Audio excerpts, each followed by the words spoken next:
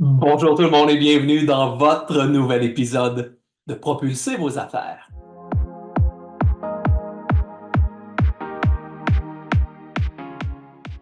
Cette semaine, j'avais envie de vous parler d'un sujet à la fois sensible, mais combien important. Un sujet que je dirais qui est devenu universel, qui touche chacun d'entre nous de façon personnellement ou tout simplement professionnellement, mais auquel cas ce sujet-là est toujours omniprésent dans notre réalité.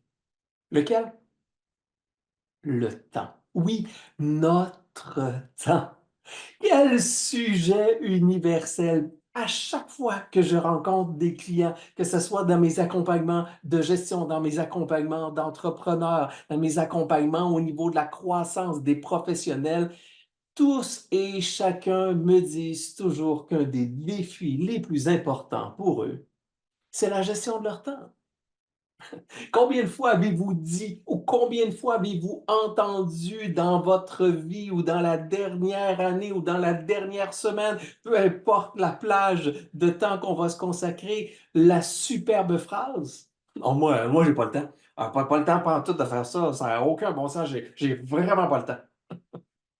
On l'a tous fait, je le sais. J'en ris, on doit en rire parce qu'il nous arrive tous à un moment donné où on arrive dans une période et le temps est devenu un frein pour nous. Et c'est là qu'on doit se poser la question, qu'est-ce qu'on fait avec ce temps-là? Parce que oui, on a tous le même temps et c'est devenu la gestion du temps, ce que je dirais le mal du siècle. Pourtant, mettons les choses en perspective un peu ensemble. On a tous 24 heures dans une journée, 7 jours par semaine. Ce qui fait en sorte que ça nous donne une banque de temps de 168 heures dans une semaine. À cela, on va aller enlever nos 8 heures en moyenne de sommeil par jour. Ça veut dire 8 heures de sommeil durant 7 jours. Ça fait 56 heures, c'est-à-dire qu'il nous reste 112 heures à utiliser. De ces 112 heures-là, évidemment, on va enlever nos heures de repas, admettons. Arrondissons à 5 heures dans une journée qu'on va consacrer à manger. 5 heures par jour, fois 7 jours, ça fait 35 heures, c'est-à-dire qu'on est rendu avec une banque restante de 77 heures pour le personnel et le professionnel. Enlevons tout de suite le volet professionnel, enlevons un 40 heures, c'est-à-dire qu'il nous reste 37 heures de temps pour faire ce que l'on veut avec ce temps-là. Et là, je sais, il y en a qui vont dire, ben voyons, Vincent, ça n'a pas de bon sens, 40 heures, je fais bien plus que 40 heures d'une semaine. Ben voyons, Vincent, 5 heures pour faire à manger pour toute la famille, ça n'a pas de bon sens. Puis là, tu n'as pas pensé à toutes les activités, puis le voyagement, puis les... Oui, je sais tout ça. Je comprends tout ça. Je veux juste qu'on soit capable, ensemble, de relativiser. Oui, peut-être que vous consacrez plus de temps au niveau du repas. Oui, peut-être que vous consacrez plus de temps au niveau du travail. Mais à l'ultime, il vous reste 37 heures actuellement si vous donnez plus d'heures au travail et au repas. À l'ultime, il vous reste peut-être un 30 ou un 25 heures. Qu'est-ce que vous faites avec ce temps-là? La première question qu'on doit se poser, parce que quand le monde dit ah ben moi, j'ai pas le temps, j'ai pas le temps, j'ai pas le temps, pourtant, avec ce qu'on vient de voir là, logiquement, on devrait être en mesure d'avoir un peu plus de temps libre, de temps d'activité personnelle, de moments peut-être plus de qualité, d'équilibrer le tout davantage. Mais la question qu'on doit tous se poser, c'est la suivante. Quels sont nos voleurs de temps? Parce que oui, on a des voleurs de temps. Dépendamment de qui nous sommes, il y a des activités qui nous volent du temps. Est-ce que pour vous, c'est une magnifique série sur Netflix? Je vous dis pas de ne pas écouter de séries sur Netflix si ça vous fait du bien, mais en même temps, il faut juste voir est-ce que ça prend trop de temps pour avoir un certain équilibre? Est-ce que ce sont les réseaux sociaux? Vous le savez, des fois, on débute les réseaux sociaux, mais on ne sait pas à quel moment on va arrêter de faire des réseaux sociaux. Peut-être que c'est un mélange des deux, des réseaux sociaux, Netflix, la télévision, bref. Prenez le temps de vous poser la question, quels sont vos propres voleurs de temps? Parce que il faut prendre conscience d'une chose. Tout le monde a la même banque de temps, on vient de le voir. Tout le monde veut plus de temps. Tout le monde dit manquer de temps, mais tout le monde sait qu'il faut prendre le temps. On fait quoi? Qu'est-ce qu'on fait? À l'ultime, il faut prendre conscience qu'il faut gérer notre temps. Il faut tout de suite, dans notre tête, être en mesure de distinguer une chose très importante, c'est-à-dire, est-ce que vous êtes occupé ou vous êtes productif? Parce que c'est ça la question que vous devez vous poser. Est-ce que vous êtes occupé ou productif? Et là, vous allez me dire, mais Vincent, c'est quoi la différence entre les deux? Bien, le fait d'être occupé, c'est effectivement avoir une possibilité de manquer de temps. Mais est-ce que vous pourriez, à partir de là, devenir davantage productif, c'est-à-dire faire les bonnes choses au bon moment? C'est ça d'être productif. Et pour ce faire, bien, il faut prendre un temps de recul et de réflexion pour se dire quoi? Comment on va gérer notre temps plutôt que de subir notre temps. Alors, j'ai envie de vous partager 3 clés. 3 clés simples. Est-ce que c'est une baguette magique? Non, j'en ai pas de baguette magique et personne n'a des baguettes magiques au niveau du temps. Mais j'ai envie de vous partager 3 clés, ce que j'appelle les 3 P de la gestion du temps, qui sont d'une simplicité déconcertante, déconcertante, pardon, mais que je crois qu'ils peuvent vous aider à mieux gérer votre temps et d'être en mesure de ne pas toujours être, excusez-moi l'expression très québécoise, la langue à terre pour faire en sorte de manquer de temps et d'être essoufflé parce que le rythme de vie dans lequel vous vous êtes engagé est beaucoup trop intense pour être en mesure d'équilibrer le tout. Alors, les 3 P de la gestion du temps, on débute avec le premier P, la première clé, prendre conscience. Ben oui. Si vous voulez améliorer quelque chose, si vous voulez améliorer la gestion de votre temps, vous allez devoir prendre un peu de temps pour vous regarder aller. C'est ce que je dis souvent, c'est d'apprendre à être conscient de soi-même, à être témoin de soi-même, à se regarder aller non pas comme étant un acteur du film, mais à se regarder aller comme étant le producteur du film qui, lui, ou même le réalisateur du film, qui, lui, peut faire certaines modifications à la façon dont on agit, dont on réalise le film, tout simplement. Parce que trop souvent, on se retrouve dans des situations où tout va trop vite. Vous savez, on a souvent dit ça, j'ai pas le temps, ça va vite. Faut... et le réflexe que l'on a tous quand ça va trop vite, c'est d'accélérer pour être en mesure d'en faire encore davantage. Mais pourtant, en faisant ça, qu'est-ce que l'on fait? On fait juste faire en sorte de rendre le problème encore plus important.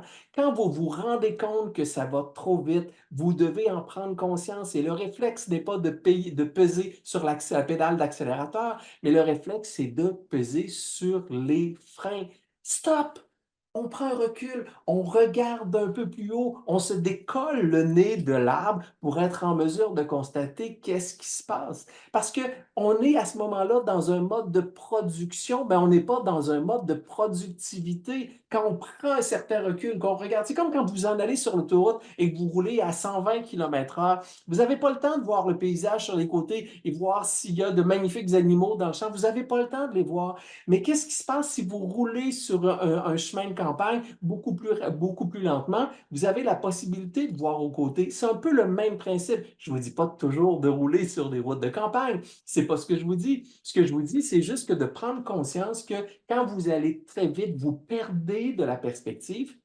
Et en perdant la perspective, vous perdez vos capacités de relativiser et de prendre des décisions éclairées. C'est simple, mais c'est ce que vous devez faire. Alors, quand ça va vite, prenez conscience que vous allez trop vite, pesez sur le frein et prenez un peu d'altitude pour voir comment vous pouvez peut-être réorganiser les choses, faire les choses différemment, mettre la perspective et relativiser, reprendre conscience. C'est quoi votre direction? C'est quoi votre destination? Est-ce que vous êtes toujours sur la bonne route? Être capable de prendre conscience de l'univers et de l'environnement dans lequel vous êtes actuellement et d'arrêter possiblement de travailler trop et de vous dire une chose, je dois commencer à travailler plus intelligemment. Et là, je ne vous dis pas que vous n'êtes pas intelligent, je vous dis juste que vous avez un souci de tout faire et que par moment, vous aurez avantage à prendre un peu de recul pour mieux faire les choses. Et ça, c'est le premier. Prendre conscience. Parce que si vous ne prenez pas conscience de la vitesse où vous allez, si vous ne prenez pas conscience de vos voleurs de temps, si vous ne prenez pas conscience de vos travers de gestion de votre temps, malheureusement, vous ne serez jamais capable de vous améliorer. Alors, le premier P, prendre conscience. Le deuxième P, on disait qu'on veut mieux travailler. Le deuxième P, vous allez devoir prioriser. Oui, vous allez devoir prioriser. Trop souvent, on gère par une pile, c'est-à-dire qu'on empile toutes les tâches et les responsabilités, les projets un par dessus l'autre, ce qui fait en sorte qu'à un moment donné, la pile est tellement rendue grande qu'on n'est plus capable de voir de l'autre côté. Et c'est là que le stress, l'anxiété, l'incapacité de faire face à ce temps-là vient finalement nous nuire beaucoup plus qu'autre chose. On devrait à partir de là prioriser, c'est-à-dire au lieu d'empiler, c'est de faire des piles par projet pour être en mesure de les gérer de façon beaucoup plus efficace. Et pour ce faire, on a deux simples questions à se poser pour mieux prioriser. Deux petites questions. Je vous le répète, ce n'est pas une baguette magique, mais ces deux questions-là peuvent vous aider à simplifier la gestion de votre temps et vous aider à prioriser pour être en mesure d'être beaucoup plus productif. Les deux questions que vous avez à vous poser sont les suivantes. La première, est-ce que c'est urgent? Et la deuxième, est-ce que c'est important?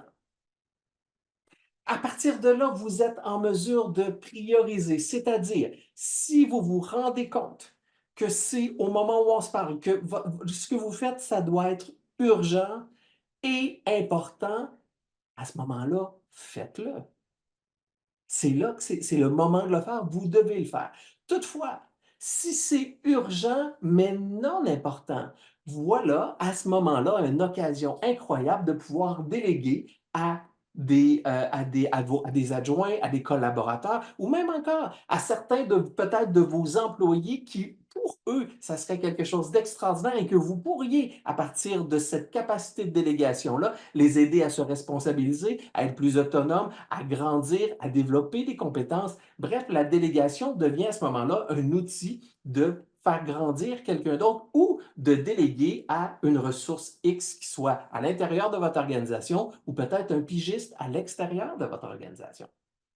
Si cette situation-là, elle est importante et non, elle n'est pas importante et elle n'est pas urgente, ben, mettez-la en dessous de la pile, ça n'a pas d'importance au moment, puis c'est pas important. Vous pouvez même à l'ultime l'éliminer.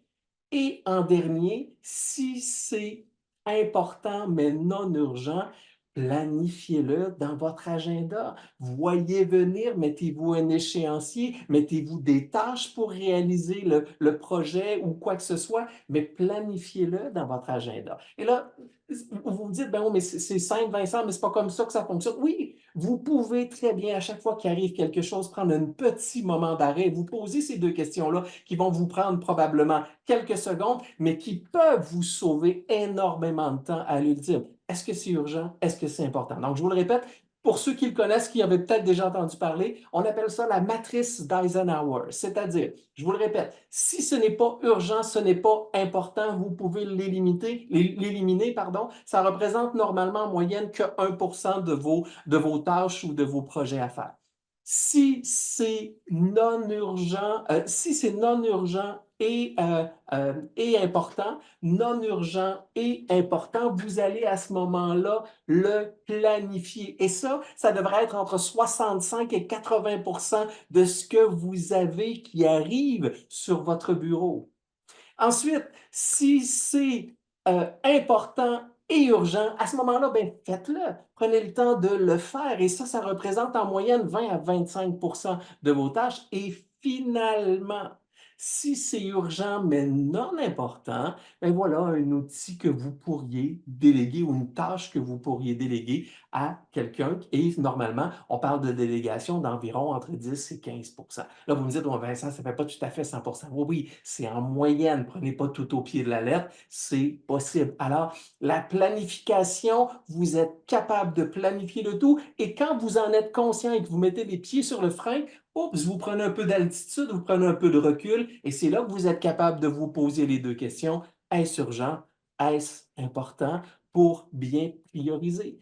Et la troisième clé, vous me voyez venir si je vous disais que normalement 65 à 80% de votre temps devrait être dans la planification, eh bien, planifiez votre temps, le dernier P, planifiez votre temps, planifiez votre semaine, planifiez vos trimestres, planifiez votre année. Rappelez-vous, pour ceux qui me suivent depuis quelque temps, je dis souvent la même chose. On doit débuter par la conclusion, c'est-à-dire notre vision, notre destination, quelle est-elle? Et ensuite, ça va se scinder en combien de, je dirais, de dossiers majeurs ou de projets principaux. Logiquement, on devrait avoir environ 3 projets principaux, 3 orientations stratégiques, duquel vont découler nos objectifs.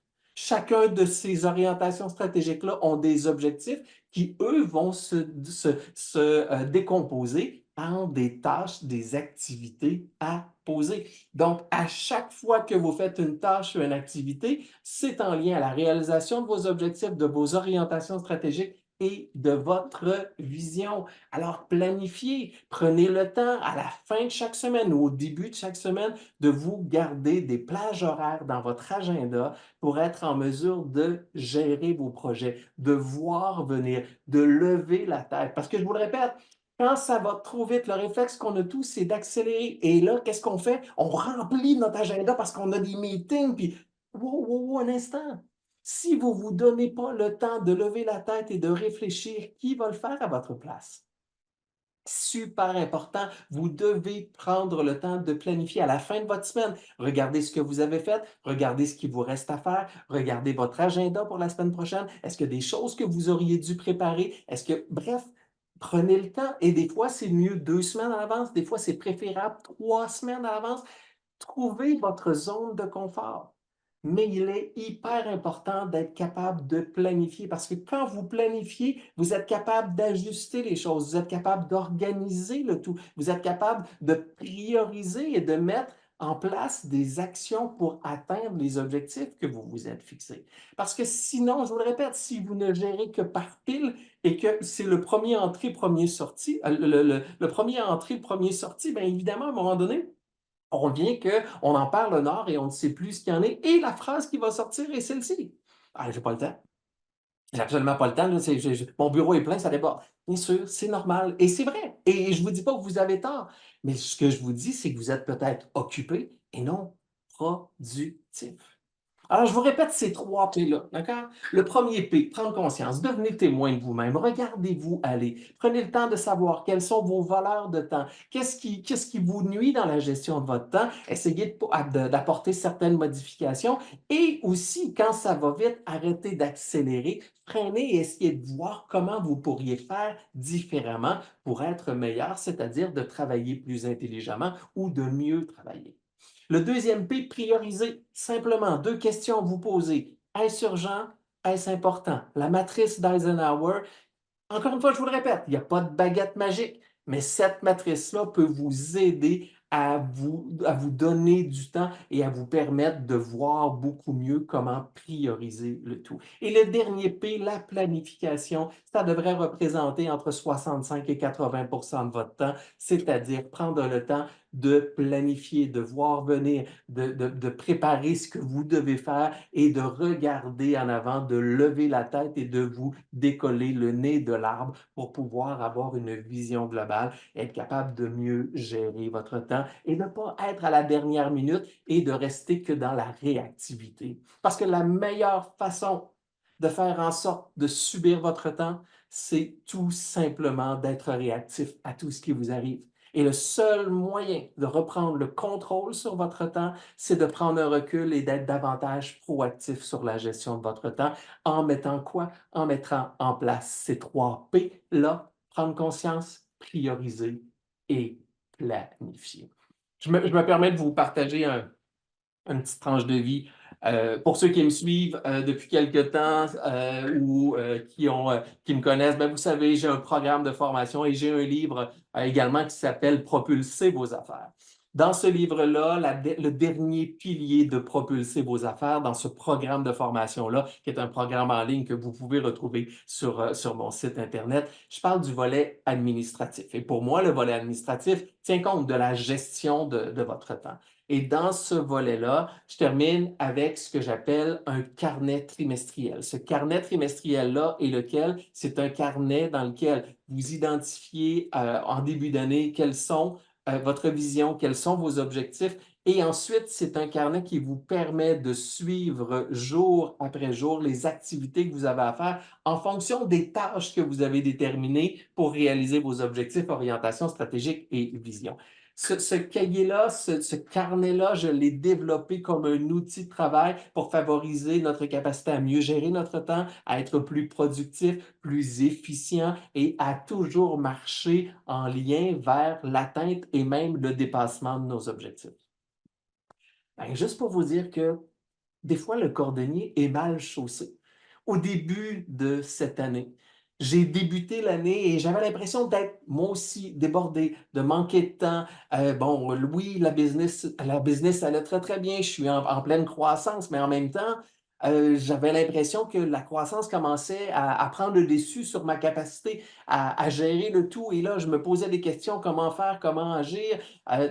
Et j'ai réalisé à ce moment-là que j'avais, pour une raison X, moi-même, abandonné mon carnet trimestriel pour le suivre, pour me suivre et pour mieux gérer mon temps, mes activités à chaque jour.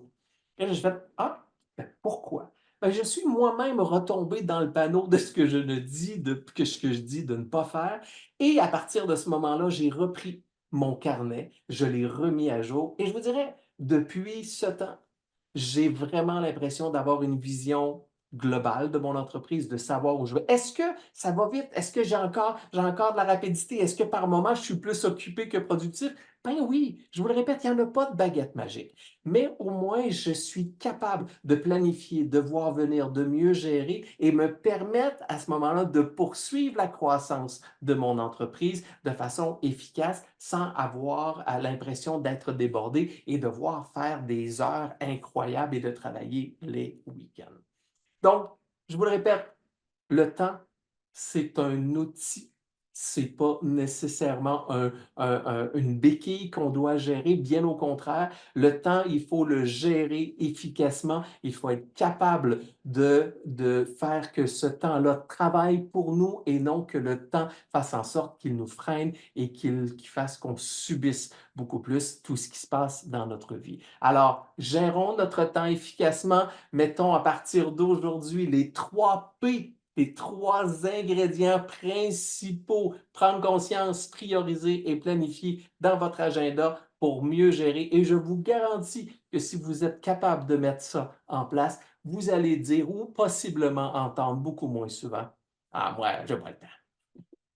Alors voilà, mes chers amis, audacieux, audacieuse, merci infiniment. J'espère que ça vous a aidé. Si vous avez des trucs, des conseils que vous voulez rajouter par rapport à ce que j'ai dit, n'hésitez pas. Mettez des commentaires, peu importe sur quelle plateforme vous êtes, ou écrivez-moi directement. Vous le savez à quel point c'est toujours un grand bonheur de vous lire. Et si vous pensez que ça peut être intéressant pour d'autres personnes de votre organisation ou des collègues ou des partenaires, ben, n'hésitez pas à répandre la bonne nouvelle. Le podcast Propulser vos affaires par Vincent Fournier.